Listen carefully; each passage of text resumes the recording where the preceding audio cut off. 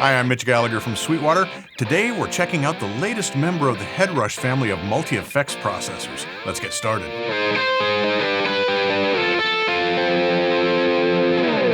This is the Headrush MX5, a compact, lightweight multi-effects processor that includes all the power of its bigger siblings, the pedal board and the gig board.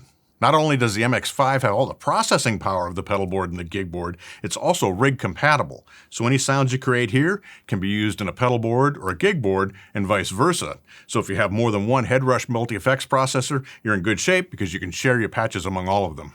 Of course, the big feature with the MX5 is the size. It's very compact, less than a foot wide, less than 8 inches deep, but it still has a very versatile treadle built in for volume control, for wah effects, and more. We've got 3 foot switches that have a variety of different functions depending on what you're doing, and just 2 knobs let us control everything else, a volume knob and a data entry knob. Now, if you're wondering how you do deeper editing or control all the functions, that's done with this high resolution HD touchscreen. It's a 4-inch touchscreen. It's extremely responsive, no latency when you move from item to item. The MX5 comes loaded with 46 amp models, 15 cabs, 10 mics. There are 300 IRs on board. You've got 63 effects. As we'll see, there's a built-in looper as well as a built-in tuner. And in fact, you can even load your own IRs from a Mac or a PC by USB, so it's very expandable as well. Speaking of USB, there are other functions you get when you connect this up to a computer as well. You can use it as an audio interface for recording to Mac or PC at up to 24-bit 96 kilohertz sample rates. You can also reamp, so you can record dry direct guitar into your computer and reamp back through the MX5 for your finished tracks. You can also load in MP3 and WAV files and use those as backing tracks either for practicing or for performance. So there's a ton of functionality built in here, and we've just scratched the surface. We've got a lot more to talk about yet. On the back panel, we've got a guitar input. We also have an external effects loop. Now you can use this in 2 ways. You could use this to connect an external pedal, and in fact it's a stereo loop. So you could connect a stereo external pedal there that you want to use with the MX5. Or you can use this for what's called the 4-cable method, where you interface this with a guitar amplifier that has an effects loop and basically put the effects from the MX5 into the effects loop as well as in front of the amps. Very cool way of working. And then of course we also have stereo outputs. Now, as far as control, we have the treadle on the front panel, we have the 3 foot switches I mentioned, but there's also an external expression jack, so you can connect a pedal to that and use it for even more real-time control. We've got an 1/8-inch aux input. This allows you to connect up an external music player, so you can play along with tracks from that. An 1/8-inch headphone jack, and then we've got MIDI input and output as well on 1/8-inch jacks, and it does come with the adapters, so you're ready to go out of the box. You can connect regular MIDI cables to those adapters and then plug them right in. So let's take a closer look. As I mentioned, there are multiple modes for the foot switches here. First, we have 3 different ways that we can access presets. What we're looking at here is what's called rig mode, where we're stepping through the different rigs or presets that include all the effects, amps, speakers, microphones, and all those sorts of things inside one rig. It's a complete sound for you. So this is my clean sound going through an amplifier. We can step to the next one, the next one, then jump up a bank, go to the 4th preset, then to the 5th, and so on. So that's an easy way to move through rigs in banks of 3. If we press and hold the stomp rig button, we can also go to stomp mode. In this mode, the MX5 works more like a pedal board, where we can switch individual effects on and off. So let's go back to our original preset here. And now in this case, you can see we've got the white boost, the 11 reverb, and the graphic EQ available on foot switches here. So we can turn those on and turn those off, and you see that they dim on the screen when we turn them off, and they come back on, they illuminate when you turn them back on with the foot switches. So it sort of works like a regular pedal board would work with individual pedals. Now if we press and hold again, our middle selection is rig, which is what we were looking at before. And our final mode is hybrid. Now in this mode, we move up and down in increments of 1 through our rigs. So a very easy way to step through your presets. And then we have access to turning one pedal on and off for real-time performance. So you can choose among those 3 different ways that you want to access presets inside the MX5. But we have more that are available on these foot switches. If we go back and hold again on the stomp rig, you can see we have hands-free here, and this allows you to use your feet to edit presets. We can also go to setlist mode, and we can go to lock and unlock mode. Now if we press and hold the center foot switch, we access our looper. The 3 switches in this case become a start switch, a record switch, and an exit switch. So we simply hit record,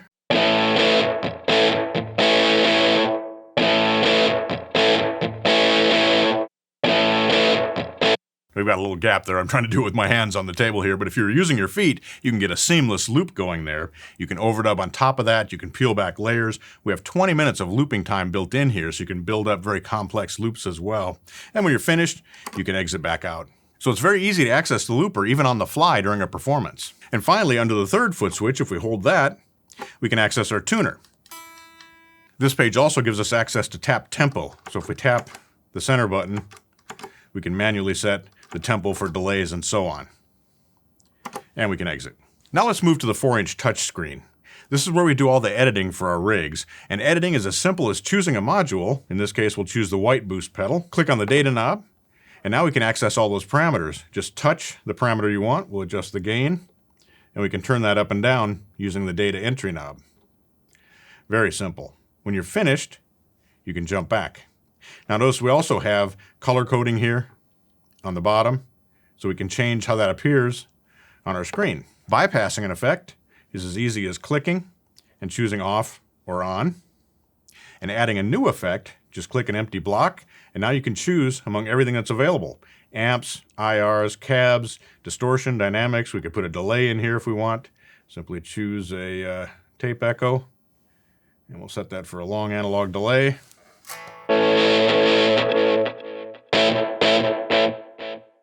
We can access the parameters for that, and so on. When you're finished, click Save at the top, and it'll save your rig. We can also choose the amplifier. We have a wide range of different amps that are available. This is a Tweed Deluxe. We have 46 different amps that we can choose among.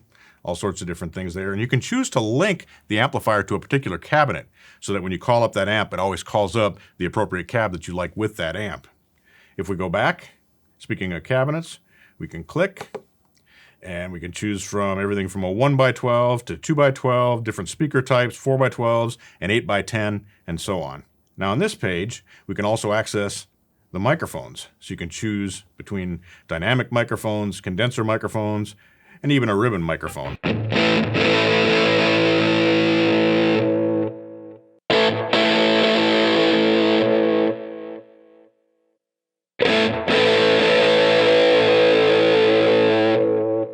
So all those features make a big difference in the tone and allow you to customize every rig to exactly what you want to hear. We can also run a dual amp setup if we want, so we can add a second speaker cabinet. We can go over here, we can add a second amplifier, and again, you can choose different ones for those two sides to get a complex layered type sound. We have access to parameters for the input, such as the gain, gating, and so on. And we have access to output parameters, so we can set the rig volume and the rig width there. When we have either of those selected though, notice up here we have 4 little squares. That indicates how the rig is set up as far as signal flow goes. In this case, we're just flowing straight through. If we click that, so we've got a single path here in the front, it splits to 2 paths and then comes back to a single path at the end. In this one, the input splits to 2 paths on the top and the bottom and then comes back to a single path. And then we can go back to our straight through path as well. Now those are all stereo paths, so we're not going stereo mono when we do that. We're just splitting to parallel processing. Another important feature is this tail indicator here. And this tells us that we have gapless processing when we're moving from preset to preset. So the delay tails, the reverb tails won't be cut off when you move from one preset to another. And you can turn that off and on depending on how you want it to function. In the upper left, we have our set lists, and this allows you to group different rigs together for different sets, for different gigs you might have, you might have one for a studio, you might have one for practice at home, you might have one for one gig, one for another gig, and so on. In this case, we've kind of separated them, so we have bass tones and clean tones and crunchy tones and so on. When you click those, for example, if we click just clean tones, we'll discard our changes, click clean tones. Now all that we'll see here are clean settings in our rigs. We can come back here, choose all rigs, and now we'll see all of the rigs that are in our library. On the upper right, we have our overall or our system settings. So this is where you create a new rig. You can delete a rig if you no longer want it, edit the rig name, and so on. But an important one is the global settings here. And we have 3 pages of global settings, and that's everything from the LCD brightness to sample rate when you're using USB to output levels, effects return levels, and so on. On the second page, we have MIDI settings, clock settings. On the third page, you can set up a global EQ. And this is a very useful function because the sound changes when you go in different rooms. The sound of the room changes, and you may want to customize the overall sound of your MX5 to match that room better. So we have an overall EQ that applies to everything that's inside the MX5, and you set that up here. So as you can see, we have a ton of power with the MX5. Again, all the power of the pedal board and the rig board from Headrush, but it's super easy to access. You'd think with just 3 foot switches, 2 knobs, and the treadle that it'd be difficult to get around, but it's so easy with this touchscreen. It's so fast, and it makes perfect sense. You think of it the way that you think of a pedal board or a whole amplifier rig or whatever you might have set up, and it works exactly the same. So easy to customize the sounds to exactly what you want, to choose the sounds that you want, and there are a ton of sounds in here, or of course you can add your own IRs as well. And it's very easy to create exactly the sound that you want to hear using the Headrush MX5. I hope you've enjoyed this look at the Headrush MX5. Compact, lightweight, super powerful, sounds great, comes in at a great price. You definitely want to check this one out. It makes a great solution for practicing at home, for work in the studio, for fly dates, for dates where you just want to grab and go, a quick processor along with your guitar. Very versatile box that sounds great. Thanks for joining me today. I'm Mitch Gallagher from Sweetwater. Thanks for watching. Be sure to like, comment, and subscribe. Click here for more videos like this one, or start at sweetwater.com for all your music instrument and pro audio needs.